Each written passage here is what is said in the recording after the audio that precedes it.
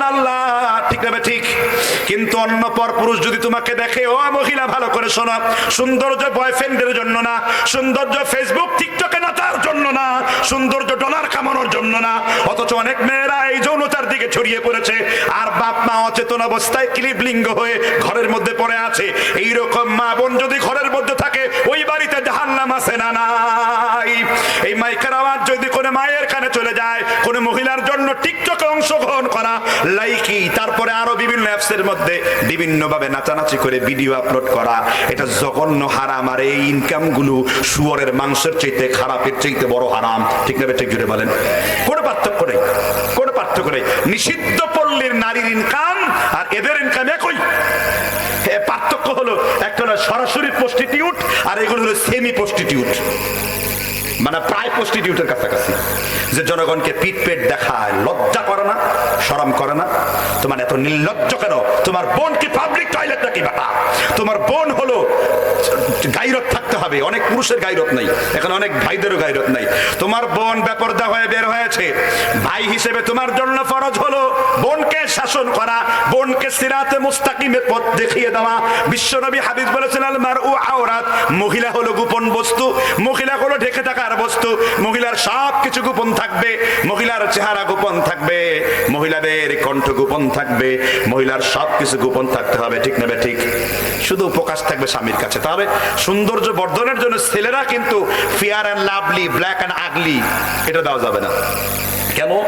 হ্যাঁ, চেহারার মধ্যে প্রচন্ড শীতে বাঙ্গি ফাটা ধরেছে, ময়শ্চারাইজ পড়েছে, আপনি সেটা দিয়েছেন, ওষুধ হিসেবে দিয়েছেন, সেটা ভিন্ন কথা। আর কাল্লু শেঠ, তুমি সুনো মাখলেও সুন্দর হবে না, এত সৌন্দর্য দিয়ে করো কি? সৌন্দর্য তো আল্লাহ চান না, ঠিক না ঠিক? মুসলিম শরীফের 1392 নম্বর হাদিস, আমার বিশ্বনবী বলেছেন, আন আবি হুরায়রা রাদিয়াল্লাহু আনহু قال قال رسول الله, যেগুলো দরুদ পড়ে নেই হদ্দ পাজি সবগুলা। قال رسول الله, একবার পড়বেন অন্তত সাল্লাল্লাহু, একবার দরুদ পড়লে কত নেকি হবে? ওই 10 নিয়ে বস বস করে বসে থাকুন। যারা 10 বলেছেন এর বেশি পাবেন না, কিন্তু মুসলিম শরীফ ভিন্ন কথা বলছে, কুল্লু আমাল ইবনে আদম দাফ হাসানাতু আশরি আমসালিহা ইলা 700 দিফিন। আদম সন্তানের নেক আমলকে আল্লাহ 10 গুণ থেকে বাড়াতে বাড়াতে 700 গুণ পর্যন্ত বাড়ায়া দেন। আল্লাহর দরবারে নেকি কি কম আছে? এই জন্য নেকির কিতাব পড়া কি ফাজাল টাজাল কি জন্য পড়ে? নেকির কিতাব, এত নেকি তো দরকার নাই, ওই নেকির প্রমাণ থাকতে হবে মুহাম্মদ সাল্লাল্লাহু আলাইহি ওয়াসাল্লাম থেকে, ঠিক না ঠিক? জুড়ে বলেন, মান আমিলা আমালান লাইসা আলাইহি আমরুনা ফাহুয়া রাদ্দুন। যে আমল আমি রাসূল দেই নাই, এমন আমল যদি তুমি করো, এই আমল বাতিল। অর্থাৎ আমল নিতে হবে আল্লাহর রাসূল থেকে, ঈমান ইসলাম নিতে হবে সাহাবী থেকে, ঈমান ইসলাম নিতে হবে সলফে সালিহিনদের থেকে, ঈমান ইসলাম নিতে হবে পূর্ববর্তী আলেমদের কাছ থেকে। মাহিয়া সালাফিয়া। এবার সালাফি কাকে বলে? সালাফি কাকে বলে? সাবিকুনাল আউয়ালুন মিনাল মুহাজিরিন ওয়াল আনসার। পূর্ববর্তীরা হলো অগ্রবর্তী, আর পূর্ববর্তী হলো সাহাবীদের জামাত, তাবিঈর জামাত, তাবিঈর জামাত। আর এদেরকে যারা নিঃশর্ত অনুসরণ করে চলেছে, এই জামাতকে বলা হয় সালাফি। অর্থাৎ পূর্ববর্তী আবু হানিফা সালাফি, মালিক সালাফি, শাফিঈ সালাফি, হাম্বলি সালাফি, ইমাম বুখারী সালাফি, ইবনুল মুবারক সালাফি, ঠিক না ঠিক? বলেন, আমরা পূর্ববর্তীদের আকীদা ঈমান আমল নেব, ঠিক না ঠিক? একটা পয়েন্টেই কয়টা বাজে? অনেক আলোচনা হয়ে গেছে, ঠিক না ঠিক? একটা পয়েন্টের উপরে। আচ্ছা, না আমাকে তো মানে টাইমের ক্লাসিফিকেশন ভেদে কথা বলতে হবে। তাহলে এই প্রথম পয়েন্ট থেকে আমরা শিখলাম, আমরা কোনোতেই মহিলাদের সৌন্দর্য সম্পর্কে জানলাম, আমরা কোনোতেই ইহুদি খ্রিস্টানদের অনুসরণ করে চলবো না, ঠিক না ঠিক? আমরা বাজারে বসি, এক হাতের মধ্যে বাম হাতে চায়ের কাপ নেই। এই যে অনেক অনেক যুবক ছেলেরা দাড়িগুলো ইহুদি খ্রিস্টানদের মতো রাখে, যেগুলো দাড়ি কেটেছে সবগুলো ইহুদিদের দালাল। এই কষ্ট আপনি হার্ড হতে পারেন, মনে যে হুজুর মনে হয় আমাদেরকে ডাম্পিং করে কথা বলছে, না, কারণ দাড়ি একটা সৌন্দর্য ইসলামের, ঠিক না ঠিক? ডক্টর উইলিয়াম রোজবেলি বলেছেন, if anybody who cut the beard, কোন ব্যক্তি যদি তার দাড়ি কাটে, it is the cause for the sexlessness, এটা হলো যৌন দুর্বলতার কারণ। কাজেই আমেরিকান আর মডার্ন হার্বাল আর কলকাতা হার্বাল খেয়ে আপনি যৌবন ফিরে পাবেন না। যতবার দাড়িতে খোর মারছেন ততবার আপনি শেষ, এর মধ্যে যৌবনও শেষ, জীবনও শেষ, এবার বউ করে পরকিয়া, কারণ কারণ খুঁজে বের করতে পারে না তো, ঠিক না বেটা কি বলেন? এত বেশি পর্নোগ্রাফি দেখেছে, নিজের যৌবন শেষ করে ফেলেছে। এই জন্য আলেমরা একাধিক বিয়ে করে, একাধিক বিয়েকে অত্যন্ত উত্তম মনে করে।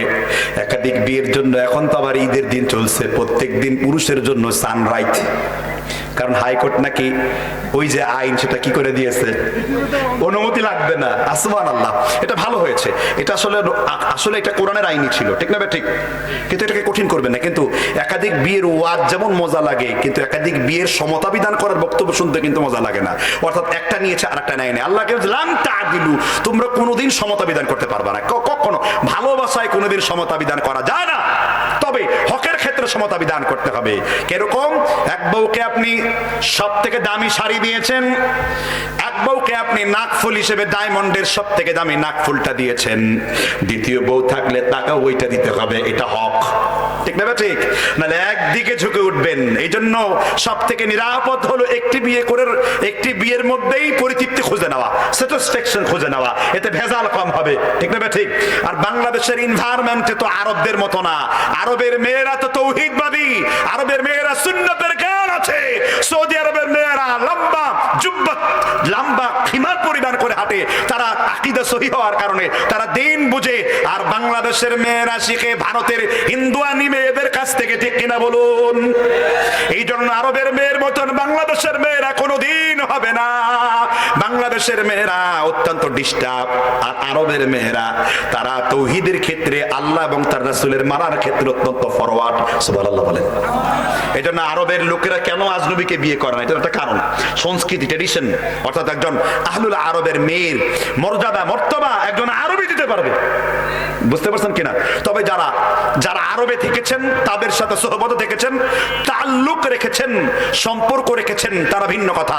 তাছাড়া এটা কিন্তু খুবই গতির পথ, ঠিক না ঠিক? তাহলে আমরা যে পয়েন্টে ছিলাম, আমরা ইহুদি খ্রিস্টানদের অনুসরণ করবো। দাড়ি রাখা, দাড়ি রাখার হুকুম কি ইসলামে? দাড়ি রাখা কি, আমি দুই রকম ফতোয়া দেখতে পাচ্ছি, সুন্নাত আবার কি ওয়াজিব। এবার ক্লিয়ার করে বলেন তো দেখি, দাড়ি রাখা হুকুম কি? দাড়ি রাখায় দুইটা বক্তব্য রয়েছে। সালাফদের বক্তব্য ফিকহ ও সুন্নাহর মধ্যে সৈয়দ সাবিক কোট করেছেন, আলবানী তাহকিক করে দিয়েছেন। একদল উলামার মতে দাড়ি রাখা হলো ফরজ। আবু হানিফা, মালিক, শাফিঈ, হাম্বল, মুফতাবিহিল কওল ওয়া আলাইহিল ফাতওয়া, চার ইমামের মতন দাড়ি রাখা হলো ওয়াজিব। দাড়ি কাটা হলো গুনাহে কবিরা। দাড়ি কাটা কি গুনাহে কবিরা? এখানে অনেক যুবক আছেন, তারা দাড়ি রাখতে পারেন না। একবার দাড়িতে খুল লাগিয়েছেন, আপনি জাহান্নামে নিজের স্থান ঠিক করে নিয়েছেন। আর আমার বক্তব্য শুনে কোনো যুবক যদি মনে করে আমি একজন সত্যিকারের পুরুষ, মহিলার মতো আর বেশভূষা ধারণ করব না, তাহলে আল্লাহর হাবিব সাল্লাল্লাহু আলাইহি সাল্লাম বলেছেন, ইবনে মাজার হাদিস 4001 নাম্বার, তাইব মিনাদ যামবি কামাল্লা যামবা লাহু, আল্লাহর কোন বান্দা যদি গুনাহ থেকে তওবা করে, আল্লাহ তাকে জন্মভূমির শিশুর মতন পবিত্র বানায়া দেন। আল্লাহর কোন বান্দা যদি এখন বলে আল্লাহ আর জীবনে দাড়ি কাটবো না, তাহলে কবুল করবেন কে? এজন্য তওবা করে ফেলেন। বিশ্বনবী বুখারী শরীফের 3টে বর্ণনায়, কিতাবুল লিবাস শিষ্টাচার অধ্যায়ের 5071, 5072, 5076 নাম্বার হাদিসে মা আয়েশা থেকে, আবি হুরায়রা থেকে, ইবনে ওমর থেকে বিশ্বনবী মুহাম্মদ সাল্লাল্লাহু আলাইহি ওয়াসাল্লাম বলেছেন, নিঃসন্দেহে তোমরা জুযুস শামার ওয়াফুল লিহা, তোমরা গুফকে কর্তন করো, দাড়িকে বৃদ্ধি করো, খিলাফুল মাযুস, মূর্তি পূজারী, মুশরিক এবং ইহুদিদের বিরোধিতা করো। আবার এখানে গুফ কাটার দুইটা মাসালা আছে। একটা হলো আনহাকুশ শাওয়ারিব, গুফকে খুব ছোট ছোট করে কাটা, যেমন আমি কাটছি, খুব ছোট ছোট করে কাটা, এটা সর্বনিম্ন সীমানা। আর এক প্রকার হলো জুযুস শাওয়ারিব, অর্থাৎ অল্প পরিমাণ, সামান্য একটু গোফ রাখা, সামান্য একটু কি রাখা, গোফ রাখা। এই দুইটা হলো হালাত। আবার অনেকে কুদাল দিয়ে মুসকে চেঁচে ফেলে, ব্লেড দিয়ে জম্মের মতন গুফকে চেঁচে ফেলে, এই চেঁচে ফেলাটা খিলাফে সুন্নাহ। যদিও আব্দুল্লাহ ইবনে ওমরের একটা আসার প্রমাণিত, ইমাম শতাব্দীর একজন বিখ্যাত ইমাম ছিলেন, ইমাম হাজম মুহাল্লা কিতাবের মধ্যে একটা দলিল উল্লেখ করেছেন যে গুফ কাটার একটা দলিল পাওয়া যায়। এই জন্য আমরা বেশি কড়া ফতোয়া দিচ্ছি না, তবে অবশ্যই খেলাফে সুন্নাহ, সুন্নতের খেলাফ। কিসের খেলাফ বুঝতে পারছেন তো? আর দাড়ি যারা কাটে, খুঁট যারা লাগায়, এখানে আহলে দেওবন্দের বিখ্যাত উলামা ইউসুফ ইউসুফ লুদিয়া নবী তিনি তার কিতাব আহসানুল ফাতওয়ার মধ্যে উল্লেখ করেছেন, দাড়ি কাটা হলো গুনাহে জারিয়া। ঘুমিয়ে ঘুমিয়ে দাড়ি কাটার গুনাহ হয়। দেওবন্দীদের ফতোয়া, আমাদের ফতোয়া না। কিন্তু এই ব্যাপারে জাকারিয়া কান্দালবি এই লোকটা কলঙ্কিত হয়েছে ফাজাইল আমল লেখে, কিন্তু মুয়াত্তা মালিকের বিরাট বড় আরবি একটা সরা লিখেছেন। কিন্তু কি করবেন, পচা মাল বাতাসে বেশি বেড়ায়, বেশি দুর্গন্ধ বেশি ছড়ে বেড়ায়, ঠিক না বেটা? কি বলেন, এত দুর্গন্ধ ছড়িয়েছে যে দাড়ির উপরে একটি ভালো কিতাব যেটা বিন বাস রহিমাহুল্লাহ পর্যন্ত উর্দু থেকে আরবি করে দেওয়ার পরে তিনি নজরে সানি করেছেন। সুবহানাল্লাহ বলেন।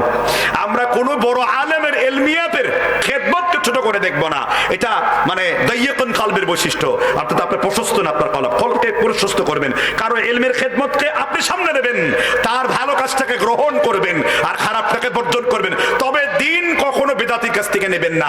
ইন্না হাদাল ইলম দীনুন ফানজুরু, মুসলিম শরীফের 7 নম্বর পৃষ্ঠায় এসেছে, দিন গ্রহণ করার পূর্বে তার মানহাজ ঠিক আছে কিনা দেখবেন, আকীদা ঠিক আছে কিনা দেখবেন। মানহাজ যদি ঠিক না থাকে তার থেকে ওয়াজ নসিহত শোনা যাবে না, কারণ আপনি বিভ্রান্ত হতে পারেন, আপনি কোরআন এবং হাদিসের বিরোধীদের পথে চলতে পারেন, ঠিক না? ঠিক যেটা বলেন। আল্লাহ আমাদের হেফাজত করুক। তাহলে আমরা প্রথম পর্বে নিয়েছি এক, কিসের অনুসরণ করা যাবে না? ইহুদি নাসারা অনুসরণ করা যাবে। তাহলে এখন ইহুদি নাসারা অনুসরণ বাদ দিলাম, তাহলে কাকে অনুসরণ করব? ইহুদি নাসার পরিবর্তে কাকে অনুসরণ করব? একজনও বলতে পারে না। আফসোস। কাকে অনুসরণ করব? আল্লাহ কাকে অনুসরণ করতে বলেছেন? তুমি হাঁটলে তোমাকে সাধারণ মানুষ বলা হয়, আর আমার নবী রাস্তা দিয়ে হেঁটে গেলে মা আয়েশা বলেছেন হাইয়াল কুরআন কুলুবুল কুরআন, যেন আমার নবী হলো কোরআনের জীবন্ত কিংবদন্তি, তাকে দেখলে 30 পারা কোরআন মনে হতো। আখলাকুন নবী 153 পৃষ্ঠায় এই আসারটি দ্রষ্টব্য মা আয়েশার।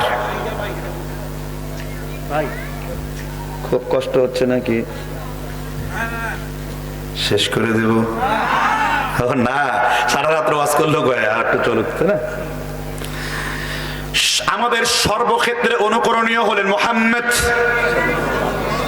এই মুহাম্মদের উম্মতদের এত আওয়াজ কম কেন? সন্দেহ লাগে, এই সনাতন আসছেন নাকি, ইসকনের লোক আসছে নাকি এখানে? তাহলে বলেন মুহাম্মদ। আর আমার জাতীয় কবি মোহাম্মদ মোহাম্মদ লিখতেই কত চমৎকার কবিতা বানিয়েছেন। রাসূল ছাড়া কোন মানুষ হয় না যেন প্রিয় তোমার। সুবহানাল্লাহ বলেন। রাসূল ছাড়া কোন মানুষ হয় না যেন প্রিয় তোমার। আর আল্লাহ বলেন ওয়া আতাকুমুর রাসূল ফাখুযুহু ওয়া মা নাহাকুম আনহু ফান্তাহু। সূরা হাশর 7 নম্বর আয়াত। তোমার রাসূল তোমাদেরকে যা দিয়েছেন তোমরা তা গ্রহণ করো, তোমার রাসূল তোমাদেরকে যা নিষেধ করেছেন তোমরা তা বর্জন করো। আল্লাহ তাআলা অন্য কোন নবীকে তার সিফাতি নাম ব্যবহার করেন নাই। 3 জন নবীকে আল্লাহ তাআলা তার সিফাতি নাম দিয়েছেন। এর মধ্যে একজন হলো সাইয়্যিদনা ইসমাঈল আলাইহিস সালাম। ইসমাঈল আলাইহিস সালামকে আল্লাহ কি বলেছেন বলেন তো? আল্লাহর নাম কয়টা বলেন? একজন লোক তৌহিদ ঠিক নাই, মানে আল্লাহকে একটা লোক চিনে না। আল্লাহর নাম কয়টা? 99টা নাম কেউ মুখস্থ না, কেউ যদি অনুধাবন করতে পারে 99টা নাম দিয়ে আল্লাহকে চিনতে পারে, বিশ্বনবী বলেছেন ওয়াজাবাত লাহুল জান্নাহ, তার জন্য আমার আল্লাহ জান্নাতকে ওয়াজিব করে দেন। আল্লাহর 99টা নাম সম্পর্কে আল্লাহ বলেন লিল্লাহিল আসমাউল হুসনা ফাদউহু বিহা। আল্লাহর রয়েছে সুন্দর সুন্দর নাম, তোমরা সেই নাম দিয়ে আল্লাহকে ডাকো। আল্লাহর রয়েছে সুন্দর সুন্দর নাম, ঠিক আছে? ঠিক বলেন। আল্লাহর একটা নাম হলো হালিম। আল্লাহর একটা নাম কি? হালিম। এবার বলেন তো কোরআনে কাকে আল্লাহ হালিম বলেছেন? রব্বি হাবলি মিনাস সালিহিন ফাবাশশারনাহু বিগুলামিন হালিম। আল্লাহ তাআলা হালিম নাম ইসমাঈলের ক্ষেত্রে দিয়েছেন। সুবহানাল্লাহ বলেন। আরেকজন নবীকে আল্লাহ তাআলা তার নাম ব্যবহার করেছেন, তার নাম হলো ইয়াহইয়া। তার নাম কি? ইয়াহইয়া। জাকারিয়া আলাইহিস সালাম 80 বছরের বেশি, প্রায় 94 বছর বয়স।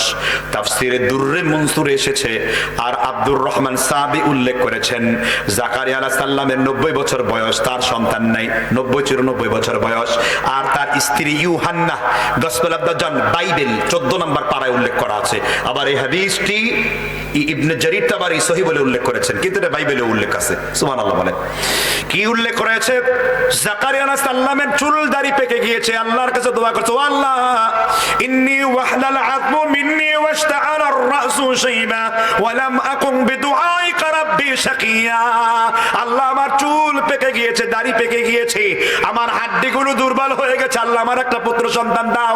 আল্লাহ বলেন, ও জাকারিয়া আমি এমন সন্তান দিব যেই সন্তানের নাম আমি আল্লাহ রেখেছি ইয়াহইয়া। সুবহানাল্লাহ বলেন। যে সন্তানের নাম আল্লাহ রেখেছেন, কি নাম? ইয়াহইয়া। কত বছর বয়সে মারা গেছেন? মাত্র একটা মাসআলা বলার কারণে ইয়াহইয়ার গর্দান কেটে ফেলা হয়েছে। একটা মাসআলা দিয়েছেন, মাত্র 28 আর 29 এই বছর বয়সে নবী ইয়াহইয়া আলাইহিস সালাম তিনি বলেছেন, যখনই তোমার গর্দান কাটা হবে তখনই তোমার নবীয়তের দরজা দেওয়া হবে। ওই মাসআলা ইয়াহইয়া আলাইহিস সালাম সৎ চাচাকে বিয়ে করা হালাল না হারাম? সম্রাট হেরোদ তাকে জিজ্ঞেস করেছিলেন, তার ভাতিজি বলছে সৎ চাচাকে বিয়ে করা হারাম, কারণ শরীয়তে বাবার দিক থেকে সে কোনোদিন সৎ বলে গণ্য হয় না। এই মূর্খ কতগুলো আমাদের দেশে আছে, একই বাবার সন্তান, সৎ ভাই, জুতো পেটা করেন শয়তানদেরকে। ঠিক না ঠিক? এটা ইহুদি খ্রিস্টানদের পয়দা। কাদের পয়দা? বিশ্বনবী সাল্লাল্লাহু আলাইহি সাল্লামের দাদি কয়জন ছিল বলতে পারেন? সিরাতে হালবিয়া, সিরাতে ইবনে ইসহাক রাহিকুল মাখতুম, তারপরে আরো রয়েছে সিরাতে রাহমাতাল লিল আলামিনে এসেছে বিশ্বনবীর দাদা আব্দুল মুত্তালিব 6টা বিয়ে করেছেন। কয়টা বিয়ে করেছেন? 6টা বিয়ে করেছেন। আমাদের সিরাত যদি পছন্দ না হয়, আশরাফ আলী থানবী নাশরুদ্দিন পড়তে পারেন উর্দুতে। আমি মূলত কওমি মাদ্রাসা দেওবন্দ থেকে ফারিক, এই কারণে দেওবন্দের উলামাদের কিতাব আমার কাছে ভালো আয়ত্ত রয়েছে আলহামদুলিল্লাহ। সাহারানপুরে দীর্ঘকাল খলিলুল্লাহ সাহারানপুরি মাদ্রাসা, তারপরে ইফতা করেছে হায়দ্রাবাদের সাবিলুস সালামে, দীর্ঘকাল সেখানে কাটিয়েছি। জাকারিয়া কান্দালবি তার ছাত্রের সাথে আলহামদুলিল্লাহ আমার উস্তাদ ছিলেন, এই জন্য তাদের ঘরনাটাকে আমি খুব ভালো করে চিনি, তাদের সকল কিতাবের পরিচর্যার কথা আমার জানা আছে। বিশ্বনবীর দাদি তাহলে কয়জন ছিল? কথা বলতে পারেন নাই, যেটা বলেন বিশ্বনবীর দাদি কয়জন? এখন এই গুগল পীরকে সার্চ মারতে পারেন, কোন পীর? কেউ চরমনাই পীরের মুরিদ, কেউ আটরশির মুরিদ, কেউ দেওয়ানবাগির মুরিদ, কেউ শম্ভুগঞ্জের মুরিদ, কেউ হাজত রাওয়া, কেউ মুশকিলে কোষা, কেউ ফানায় মিল্লা, কেউ বাকায় বিল্লা, কেউ মুজাদ্দেদে জামান শাহ সুফি, মাহবুবে খোদা, পীরে খোদা হক্কানি, গায়ে আমার সুলকানি, পীরে খোদা কুতকুতানি। ঠিক না বেটা, যেটা বলেন।